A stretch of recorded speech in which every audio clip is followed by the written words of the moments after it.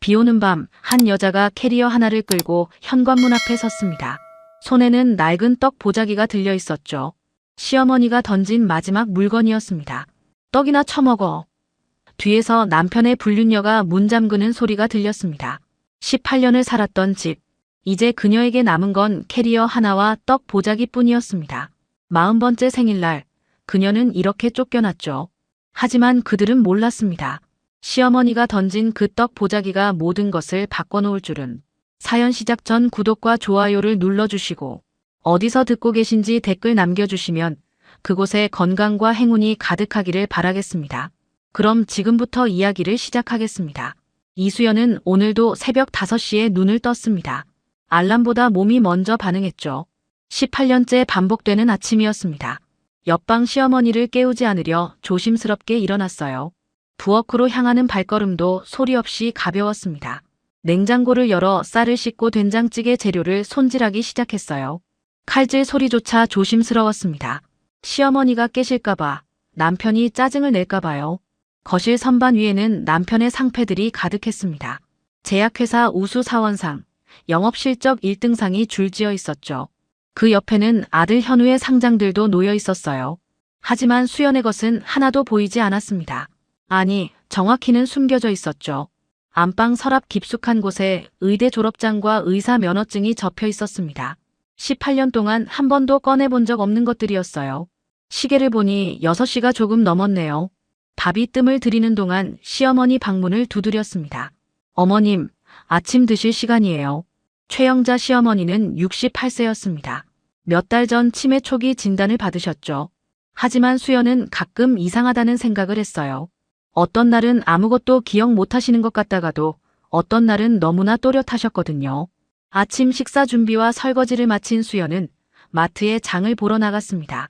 집에서 마트까지 가는 길에는 큰 종합병원이 있었어요. 수연은 그 병원 앞을 지날 때마다 발걸음이 느려졌습니다. 흰 가운을 입은 의사들이 바쁘게 오가는 모습이 보였죠. 수연은 멈춰 섰습니다. 18년 전 자신도 저렇게 흰 가운을 입을 뻔했어요. 의대를 졸업하고 국가고시에 합격했습니다. 인턴 발령을 기다리고 있었죠. 그때 박재민을 만났어요. 의사 부인 두면 좋지. 애들 건강도 챙기고. 시어머니의 말씀이었습니다. 하지만 결혼하자마자 달라졌죠. 며느리가 밤낮 없이 병원 다니면 집안 꼴이 뭐가 돼.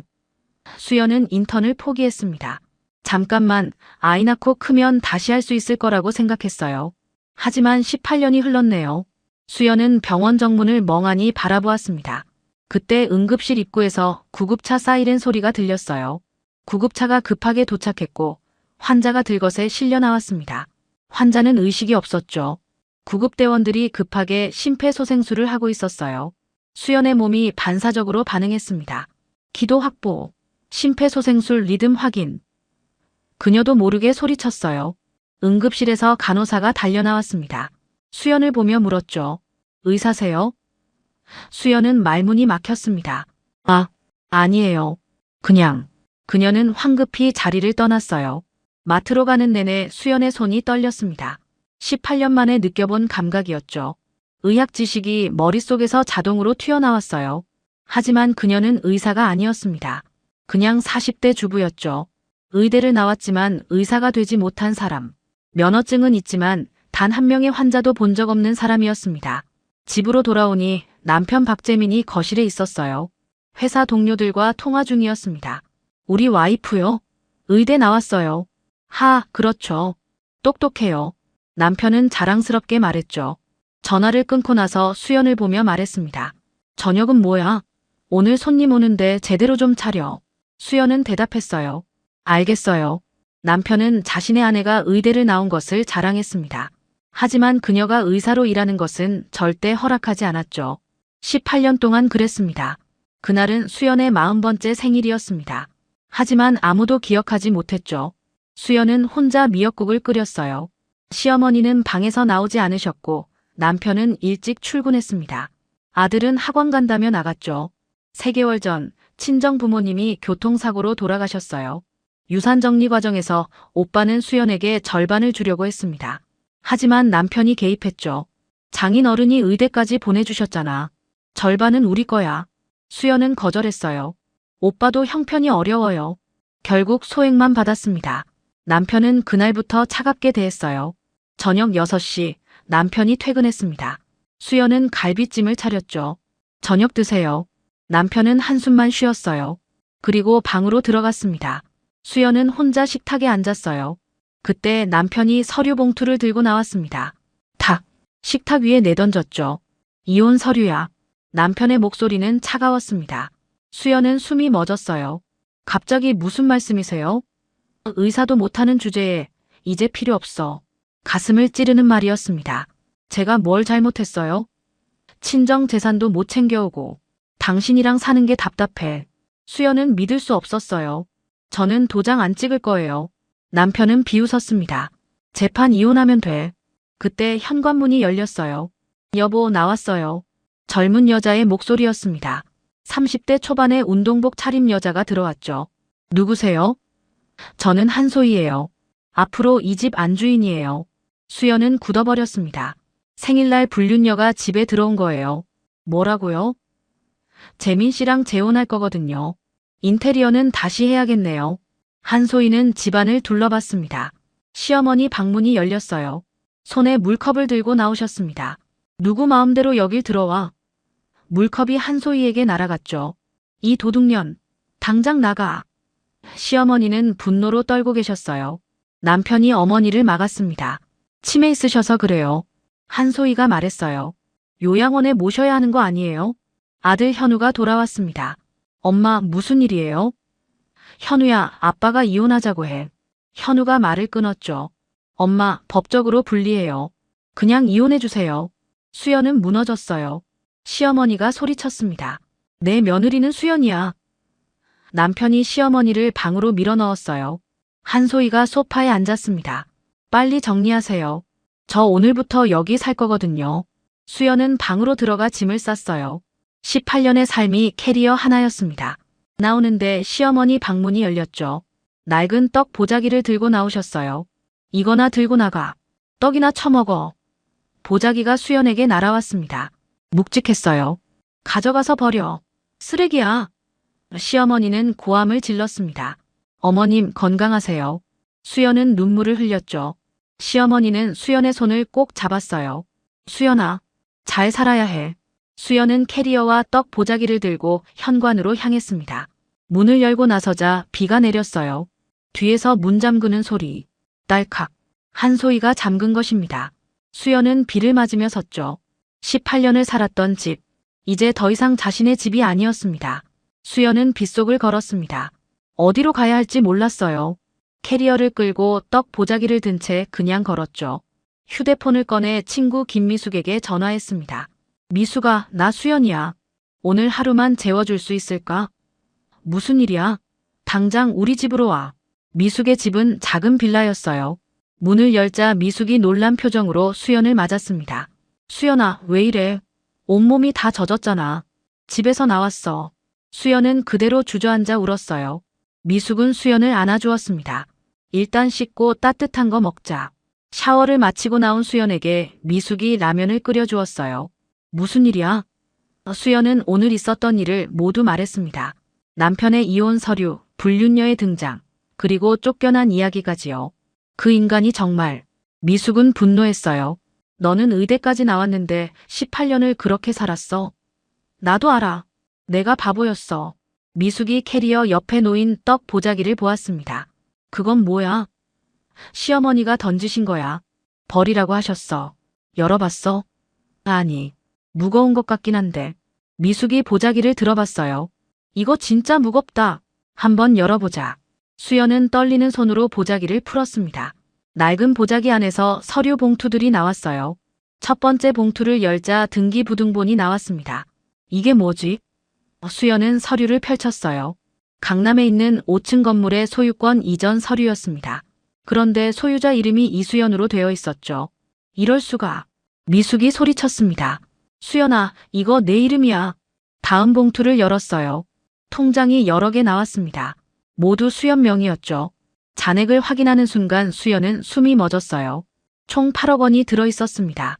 8억이라고. 미숙도 믿을 수 없다는 표정이었어요. 세 번째 봉투에서는 금괴가 나왔습니다. 작은 금괴 여러 개가 천에 쌓여 있었어요. 이게 얼마짜리지? 2억은 될 것 같은데. 마지막으로 편지 봉투가 나왔습니다. 시어머니의 손글씨였어요. 수연은 떨리는 손으로 편지를 펼쳤습니다. 수연아, 내가 이 편지를 읽을 때쯤이면 나는 아마 정신이 온전치 못하거나 이미 세상을 떠났을 거야. 너는 의사였어야 했어. 우리 집 때문에 꿈을 포기했지. 내 아들놈이 널 버릴 줄 오래전부터 알았단다. 수연은 편지를 읽으며 눈물이 쏟아졌어요. 이 치매는 연기야. 아들과 손자가 어떤 놈들인지 제대로 보고 싶었어. 이제 내 꿈을 찾아라. 이 돈으로 병원을 차려라. 40살이면 아직 젊어. 늦지 않았어. 너를 진짜 딸처럼 사랑한 시어머니가. 수연은 편지를 꼭 안고 울었습니다. 어머님, 미숙도 눈물을 흘렸어요. 수연아, 할머니가 다 계획하신 거야. 치매도 연기였어. 그러니까 가끔 너무 또렷하셨던 거구나. 수연은 모든 것을 깨달았습니다. 시어머니는 18년 동안 며느리를 지켜보셨어요. 그리고 마지막 순간 며느리에게 새로운 삶을 선물하신 거죠. 수연아, 이제 어떻게 할 거야? 미숙이 물었습니다. 수연은 눈물을 닦았어요. 병원을 차릴 거야. 어머님이 원하신 대로. 정말? 응. 40살이면 늦지 않았대. 어머님 말씀대로 이제 내 꿈을 찾을 거야. 수연의 눈빛이 달라졌습니다. 18년 만에 처음으로 자신의 삶을 선택하는 순간이었어요. 다음 날 아침, 수연은 일찍 일어났습니다. 미숙이 커피를 내왔어요. 잠은 좀 잤어? 응. 오랜만에 푹 잤어. 수연은 미소를 지었습니다. 18년 만에 처음 짓는 진짜 웃음이었죠. 오늘 뭐 할 거야? 건물부터 확인하러 갈 거야. 어머님이 남겨주신 건물. 두 사람은 강남으로 향했습니다. 등기부등본에 적힌 주소를 찾아갔어요. 번화가 모퉁이에 깔끔한 5층 건물이 서 있었습니다. 여기네. 수연은 건물을 올려다보았어요. 1층은 카페, 2층은 사무실, 3층부터 5층까지는 주거용으로 임대되어 있었습니다. 이게 다 내 거야? 미숙이 놀라며 물었어요. 그런 것 같아. 건물 관리인을 만났습니다. 안녕하세요. 저는 이 건물 소유주 이수연입니다. 관리인은 서류를 확인하더니 고개를 끄덕였어요. 아, 최영자 여사님께서 말씀하셨습니다. 따님께 건물을 물려주신다고요. 제가 며느리인데요. 아, 그러셨군요. 따님처럼 아끼신다고 하셨어요. 관리인은 건물 내부를 안내해 주었습니다.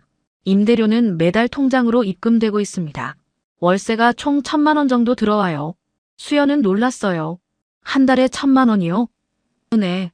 위치가 좋아서 임대료가 높은 편이죠. 미숙이 수연의 손을 꼭 잡았습니다. 수연아, 넌 이제 건물주야. 건물을 둘러본 후 두 사람은 카페에 앉았어요. 1층과 2층을 병원으로 만들 수 있을 것 같아. 수연이 말했습니다. 정말 병원 차릴 거야? 응. 어머님이 원하셨잖아. 그리고 나도 하고 싶어. 18년 동안 포기했던 꿈이야. 미숙은 수연을 보며 미소 지었어요. 너 달라졌다. 눈빛이 완전히 달라. 그때 수연의 휴대폰이 울렸습니다. 아들 현우였어요. 엄마 어디 계세요? 왜? 할머니가 쓰러지셨대요. 병원에 계세요. 수연은 가슴이 철렁했습니다. 어느 병원? 강북대학병원이요. 빨리 오세요. 수연은 급하게 병원으로 향했습니다. 중환자실 앞에 남편과 한소혜, 아들이 서 있었어요. 어머니는 어떻게 됐어? 수연이 물었습니다. 남편은 수연을 보더니 냉정하게 말했어요. 왜 왔어? 이제 남인데. 어머니가 아프시다는데 어떻게 안 와요? 의사가 나왔습니다. 보호자분 계세요? 남편이 다가갔어요. 제가 아들입니다. 환자분이 많이 약해지셨습니다. 영양 상태가 좋지 않고요. 수연은 가슴이 아팠어요. 자신이 집을 떠난 후 시어머니를 제대로 돌보지 않은 거죠. 앞으로 좀 더 세심하게 돌봐주셔야 합니다. 수연은 중환자실 유리창 너머로 시어머니를 보았습니다. 산소 호흡기를 달고 누워 계셨어요. 수연은 눈물이 났습니다. 어머님. 그때 시어머니가 눈을 뜨셨어요. 유리창 너머로 수연을 보셨습니다. 시어머니의 입이 움직였어요. 수연은 입모양을 읽었습니다. 잘 살아라. 수연은 고개를 끄덕였어요. 시어머니도 미소를 지으셨습니다. 간호사가 나왔어요. 보호자 아니시면 나가주셔야 해요. 네. 수연은 복도로 나왔습니다. 한소희가 수연을 보며 비웃었어요. 이제 남인데 왜 자꾸 오세요? 수연은 대답하지 않았습니다. 남편이 말했어요. 어머니 재산은 내가 다 받을 거야. 너한테 줄 건 하나도 없어. 수연은 씁쓸하게 웃었습니다. 그렇게 생각하세요. 병원을 나서며 수연은 하늘을 올려다보았어요. 어머님, 제가 꼭 성공할게요. 어머님 뜻대로 의사가 될게요. 미숙이 수연의 어깨를 토닥였습니다.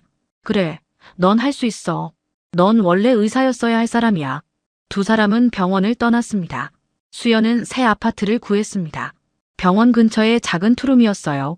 혼자 살기에 딱 좋았죠. 짐을 풀며 수연은 서랍 깊숙이 숨겨뒀던 의대 졸업장을 꺼냈습니다. 18년 만에 다시 보는 졸업장이었어요. 이제 다시 시작이야. 수연은 졸업장을 액자에 넣어 벽에 걸었습니다. 다음 날부터 수연은 바빠졌어요. 건물 1층과 2층 임차인에게 계약 만료 통보를 했습니다. 죄송하지만 6개월 후에는 비워주셔야 해요. 병원을 차릴 거거든요. 리모델링 업체를 알아보고 병원 설계를 시작했죠. 미숙이 도와주었습니다. 내과 개원하는 거지. 응. 어머님이 원하신 거니까. 수연은 18년 만에 의학 서적을 다시 펼쳤어요. 의학은 많이 발전해 있었습니다. 새로운 치료법, 새로운 약물들을 공부해야 했죠. 이거 다 외워야 하나? 수연은 한숨을 쉬었어요. 하지만 포기하지 않았습니다. 밤늦게까지 공부했어요. 마치 의대생 때로 돌아간 것 같았습니다. 한 달 후 수연에게 병원에서 연락이 왔습니다. 보호자분, 환자분이 위독하십니다. 수연은 급하게 병원으로 달려갔어요. 중환자실에 남편과 아들이 있었습니다. 한소희도 함께 있었죠. 어머니 상태가 어때요? 수연이 물었습니다. 남편은 대답하지 않았어요. 의사가 나왔습니다. 환자분이 의식을 회복하셨습니다. 잠깐 면회 가능하세요. 수연은 중환자실로 들어갔어요. 시어머니는 산소호흡기를 달고 계셨습니다. 어머님, 저예요. 수연이에요. 시어머니가 눈을 떴어요. 수연을 보는 순간 눈물을 흘리셨습니다. 수연아. 시어머니의 목소리는 약했어요. 네, 어머님. 보자기. 받았지? 네, 받았어요. 정말 감사해요. 시어머니는 미소를 지으셨습니다. 치매. 연기한 거. 알지? 네, 알아요. 어머님 정말 대단하세요. 아들놈이랑 손자놈 보려고 그랬어. 시어머니는 쓰웃음을 지으셨어요. 병원 차려? 시어머니가 물었습니다. 네, 준비하고 있어요. 어머님 덕분에요. 40살이면 늦지 않았어. 의사 되어라. 네, 어머님. 꼭 성공할게요. 시어머니는 수연의 손을 꼭 잡았어요. 잘 살아라. 행복하게. 네, 어머님. 약속드려요. 시어머니는 천천히 눈을 감으셨습니다. 심전도 기계의 소리가 길게 울렸어요. 의사가 시계를 보며 말했습니다. 오후 3시 15분 사망 확인합니다. 수연은 시어머니의 손을 잡고 울었어요. 어머님 편히 쉬세요. 정말 감사했어요. 밖에서 남편과 아들이 들어왔습니다. 남편은 어머니를 보더니 주저앉았어요. 어머니. 하지만 진심 어린 슬픔은 보이지 않았습니다. 한소희는 겉으로만 슬픈 척했죠. 장례는 병원 장례식장에서 치러졌습니다. 수연은 일찍 도착해서 영정 앞에 절을 올렸어요. 어머님 편히 쉬세요. 조문객들이 하나둘 도착했습니다. 남편은 상주석에 앉아 있었고 한소희는 옆에 붙어 있었어요. 이틀 후 발인이 있었습니다. 수연은 화장장까지 따라갔어요. 시어머니의 마지막을 배웅하고 싶었습니다. 봉안당의 유고를 모셨죠. 어머님, 그동안 감사했어요. 저 꼭 의사 될게요. 장례가 끝나고 일주일 후 변호사에게서 연락이 왔습니다. 유언장 공개일이 정해졌습니다. 이번 주 금요일 오후 2시입니다. 알겠습니다. 수연은 긴장했어요. 드디어 시어머니의 유언이 공개되는 날이었습니다. 금요일 오후 수연은 변호사 사무실로 갔어요. 남편과 한소희, 아들이 이미 와 있었습니다. 너는 왜 왔어? 남편이 물었어요. 변호사님이 오라고 하셨어요. 수연은 자리에 앉았습니다. 변호사가 유언장을 꺼냈어요. 지금부터 고인의 유언장을 공개하겠습니다. 첫째, 강남구 소재 건물 일체는 며느리 이수연에게 증여한다. 남편이 소리쳤습니다. 뭐라고? 둘째, 예금 8억 원은 며느리 이수연에게 증여한다. 한소희도 일어났어요. 이게 무슨 소리예요? 셋째, 금괴 일체는 며느리 이수연에게 증여한다. 넷째, 아들 박재민에게는 법적 유류분만 남긴다. 남편은 얼굴이 새하얘졌습니다. 이럴 수가. 남편은 의자를 박차고 일어났습니다. 이건 무효야. 어머니는 치매 환자였어. 변호사는 차분하게 말했어요.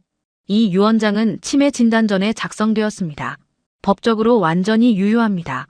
말도 안 돼. 분명 수연이가 어머니를 꼬드긴 거야. 남편이 수연을 가리키며 소리쳤어요. 변호사가 편지 한 장을 꺼냈습니다. 고인께서 유족들에게 남기신 편지가 있습니다. 편지요? 남편은 긴장했어요. 변호사는 편지를 읽기 시작했습니다. 재민아, 내가 이 편지를 쓸 때쯤 너는 이미 수연이를 버렸을 것이다. 나는 오래전부터 알고 있었다. 내가 어떤 사람인지를. 남편은 고개를 숙였어요. 수연이는 18년 동안 우리 집을 위해 헌신했다. 나를 모시고 너를 뒷바라지했다. 그런데 너는 그 여자를 함부로 대하고 버렸다. 내 재산은 수연이에게 준다. 이것이 내 마지막 선택이다. 편지는 그렇게 끝났습니다. 회의실은 조용했어요. 남편은 눈물을 흘렸습니다. 어머니. 한소희가 울면서 말했어요. 우리가 빚까지 내서 병원비 냈는데요. 변호사가 말했습니다. 병원비는 고인의 예금에서 충분히 지불되었습니다. 빚을 내실 이유가 없었어요. 한소희는 할 말을 잃었죠. 이수연 씨, 이 서류에 사인해 주시면 증여가 완료됩니다. 변호사가 서류를 내밀었어요. 사인하지 마. 남편이 소리쳤습니다. 하지만 수연은 서류에 사인했어요. 이제 모든 재산이 이수연 씨 명의입니다. 변호사의 말에 남편은 주저앉았습니다. 이럴 수가. 아들 현우가 수연에게 다가왔어요. 엄마, 할머니께서 엄마를 정말 사랑하셨나 봐요. 그렇구나, 현우야. 수연은 아들을 보며 미소를 지었습니다. 남편이 일어나서 수연을 노려보았어요. 너 이거 가만 안 둬. 소송 걸 거야. 하고 싶으면 하세요. 저는 떳떳해요. 수연은 차분했습니다. 두고 봐. 내가 꼭 되찾을 거야. 남편은 한소희의 손을 잡고 회의실을 나갔어요. 수연은 변호사에게 물었습니다. 소송하면 어떻게 돼요? 걱정 마세요. 이 유언장은 완벽합니다. 무효가 될 가능성은 거의 없어요. 수연은 회의실을 나섰어요. 햇살이 따뜻했습니다. 어머님 감사합니다. 제가 잘 살게요. 미숙이 전화를 걸어왔어요. 수연아, 어떻게 됐어? 다 잘 됐어. 어머님이 저한테 모든 걸 남겨주셨어. 정말 잘 됐다. 저녁에 우리 집으로 와. 축하 파티 해주자. 3개월이 지났습니다. 수연은 병원 개원 준비에 바빴어요. 건물 1층과 2층을 리모델링했습니다. 깔끔한 내과 병원이 만들어졌죠.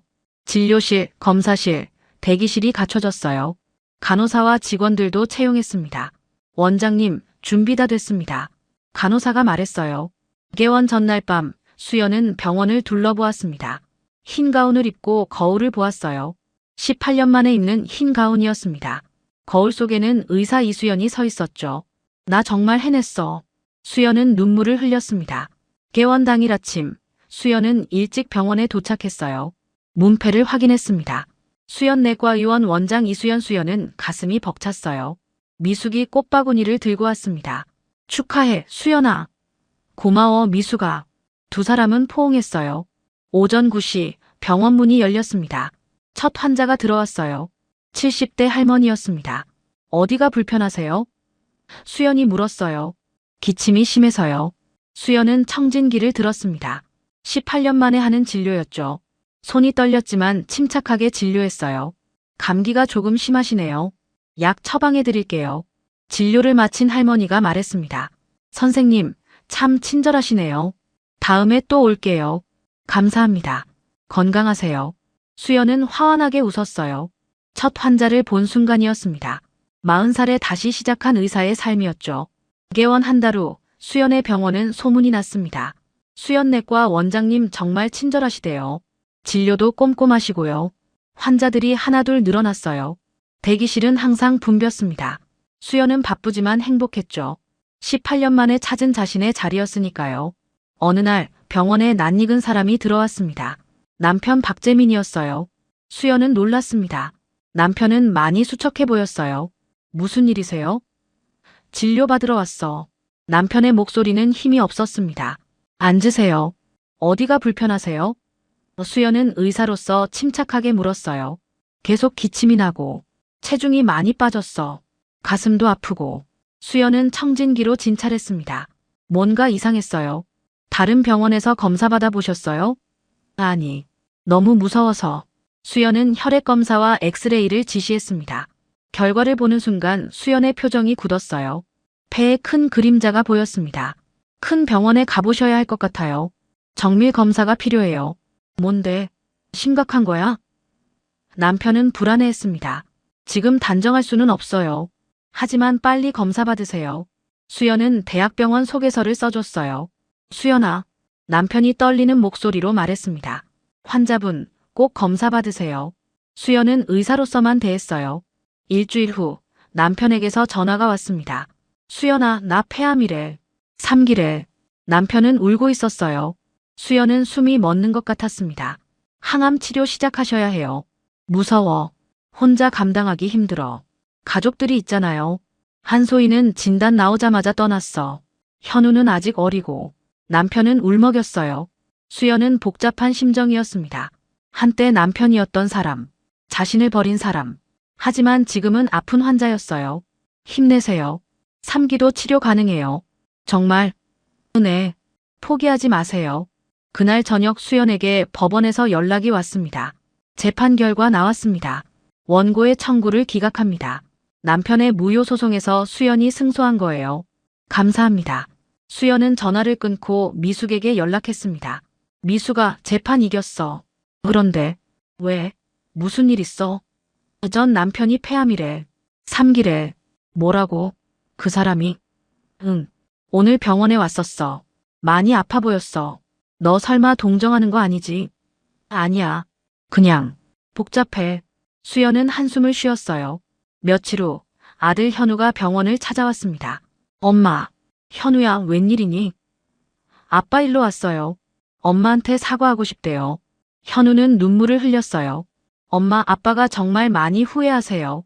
죽기 전에 한 번만 만나주실 수 없어요? 수연은 망설였습니다. 현우야, 엄마도 힘들어. 알아요. 근데 아빠가 너무 불쌍해요. 혼자서 항암 치료 받으러 다니시는데. 현우는 울었습니다. 엄마, 제발. 수연은 아들을 안아주었어요. 알았어. 한 번만 만날게. 다음 날 수연은 남편이 입원한 병원을 찾아갔습니다. 병실에 들어서자 남편이 누워 있었어요. 머리카락이 다 빠져 있었습니다. 항암 치료 부작용이었죠. 왔구나. 남편은 힘없이 웃었어요. 상태는 어때요? 힘들어. 많이 힘들어. 수연아, 미안해.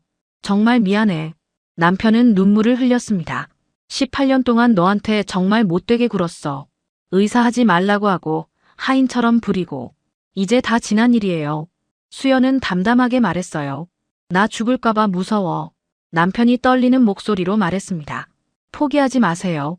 끝까지 싸우세요. 너는 행복하니? 네. 저는 이제 정말 행복해요. 수연은 미소를 지었어요. 다행이다. 내가 행복하니. 나는 그걸로 됐어. 수연은 봉안당을 찾아갔습니다. 시어머니 앞에 꽃을 놓고 절을 올렸어요. 어머님, 재판 이겼어요. 그런데 그 사람이 아파요. 많이 아파요. 바람이 살랑 불었습니다. 제가 어떻게 해야 할까요? 수연은 눈물을 흘렸어요. 6개월이 지났습니다. 수연의 병원은 지역에서 제일 유명한 내과가 되었어요. 환자들은 수연을 신뢰했습니다. 원장님 덕분에 건강해졌어요. 다음에도 또 올게요. 수연은 환자 한 명 한 명을 정성껏 돌봤어요. 어느 날 아침 현우에게서 전화가 왔습니다. 엄마, 아빠가 돌아가셨어요. 수연은 가슴이 철렁했어요. 언제? 어젯밤에. 혼자 조용히 가셨대요. 현우는 울고 있었습니다. 지금 갈게. 수연은 병원 문을 닫고 병원으로 향했어요. 영안실에 남편이 누워 있었습니다. 평화로운 얼굴이었어요. 수연은 남편의 손을 잡았습니다. 이제 편히 쉬세요. 눈물이 흘렀어요. 미움도 있었지만 18년을 함께한 사람이었습니다. 장례는 조용히 치러졌어요. 조문객도 많지 않았습니다. 수연은 상주는 아니었지만 현우를 도와주었어요.